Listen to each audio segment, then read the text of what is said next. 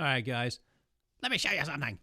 I was doing some editing in the Trident, and as you probably know, for your presets and for your own patches that you put together, you got two sides. You've got, this is the factory side where this little house is. I guess that's their factory. Hi, we're in here. And then on this side, you've got your personal side. That's you right there. You got a head that looks like that. Anyways, if you do this drop down, you see all the settings, right? And what you notice here is I did these editings here. I did this huge gain, bass, and well. Those are three that I made. And I just basically wrote over the second two, bass and well, were just whatever was there. I just wrote over them and just redid them from scratch because they're my first three on my pedal board. So when I hit A, B, and C, if you have the Trident, you're familiar with what you're doing with your banks, right? So that'd be my first bank, first three settings. Now on huge gain, what I did was I went down here to Pete Thorne's VH4 setting. I guess it's kind of like an Eddie kind of sound, and it is, and it sounds really cool. He did a great job, but I tweaked it, and then I dragged it up here and renamed it huge gain. And in my drop down here on my personal side, as you can see, there it is, huge gain, right? But down here where it was under DC30, it was Pete's VH4. It's gone, and I dragged it all the way up here and it renamed it. Okay, I don't have a problem with that. It doesn't have to be on my personal side anymore because these are mine. I'm supposed to be able to redo these. I wouldn't expect it to place hold there. However, in the factory side, the little house, when you drop it down, check it out. Huge gain, bass, and well. This is on their side. These are supposed to be uneditable, you know, just read only. But look at Pete's DC30. Oh, Pete's VH4 is gone. And also notice this. The header here on huge gain in their little house, the factory, it's probably what was the original. I don't remember what it was, but I'm sure that's what it was, CTSL lead. And that's now renamed on the working side here when you know the part where you choose what one you're working on, but it's still showing that it's this old one over on this side, which is really weird. So I think this is just going to be a firmware update thing. What I'm getting at is this can be confusing to you. Also, I've lost that preset. Now, if I wanted to go back to scratch and say, I like the way Pete did this, but I want to try another shot at fixing it from right where he was, I can't do that anymore. And I don't know where his settings were. I'm sure I can get it or something. Maybe I won't be able to reach the elusive Pete Thorne because he's too big, but you know, maybe these guys can show me a way. Well, I contacted them, and sure enough, they said, hey, there's a way to set it back to all factory presets. So I'm going to take a look at that and see if I can get this side back to where it was originally. So let's check that out and see if that works. And if you're confused at this point, you probably haven't done editing and you haven't flipped stuff around. But if you have, then I guess you know what I'm talking about. So if you haven't done this yet and you're going to do some editing, which you're going to, I'm hoping that you'll make your own patches. Although some of these are so cool, you may just use them and say, that's fine, that'll do nicely.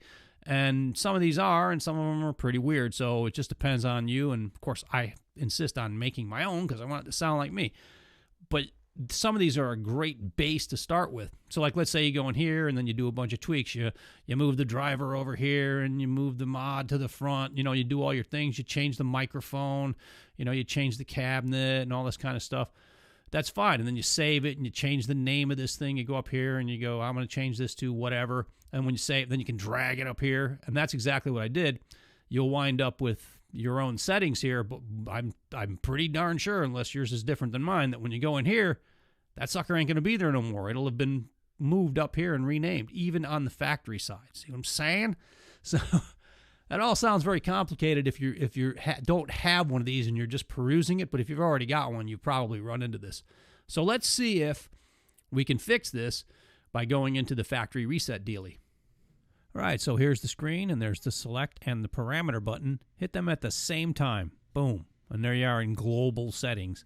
And there's the reset setting. You can shift through these different global settings, but we're obviously interested in the reset setting. So we'll press on select. Do you want to reset everything? Yes or no? Just turn the parameter button to yes and hit the faded okay, let's do it button. So it's preparing to reset. So we're going to wait while my neighbor cuts his grass over there. I don't know if you can hear that, but if you can, he needs to stop. All right, so I may cut this because this might take a while, but if I don't, I'm going to make you suffer through it with me. And it's taken a while. So there we go. So it's saving data now. And boom. Okay, reboot. So let's reboot. And we'll be back in a flash. Maybe. Alrighty, so here we are, folks. Back, booted up. I tried to do the factory reset in the software here, and it didn't work. The way to get to it is to press, you know, like I said, you saw what I did. You couldn't do it here. So anyways, I've done it on the machine, as you saw, and we're back in here, and look at already. I just booted this up. You're seeing it at the same time I did. There, look at, this is my personal side, and looky here, all my settings are gone. Now, here's the kicker. Let's go down here. There it is. So we have retrieved Pete's VH4 awesomeness, and we can now retweak it. So that's cool. And of course, I'm hoping that in the little house where they live, it's back also. So there you go. So if this gets corrupted and screwed up, then you can do the factory reset and it resets everything. However, you lose all these. Now remember, I'll do a video on this. If you do set up a patch, you can export it. So you can put it in a folder and you can re-import it into here. And I'm going to do a whole video on that. So let's say you did a whole bunch of them, and then this whole thing got all jazzed up, and you're in here and you're wishing that you could go back to where you started. Like say you used one of these for a base for one of your patches that you built, and you've jacked it up the way I did, then this is just kind of showing you how you can get back to where that is. But before you do that, I lost huge lead. Oh no, and I lost base and I lost well, so I'll have to redo them. Well was simple because I just went in here and I picked a jazz clean and I turned off all the effects, and then I hooked up a sub pedal to it to make bass sound. Or no, that was bass. The well was also a JC 120 and then a bunch of reverb. So whatever, it's simple to make. And then my huge lead was just Pete Thorne's VH4 modified. So I'll start over. Anyways, hopefully this helped you if you're in this conundrum and unconfused you if you got confused about it.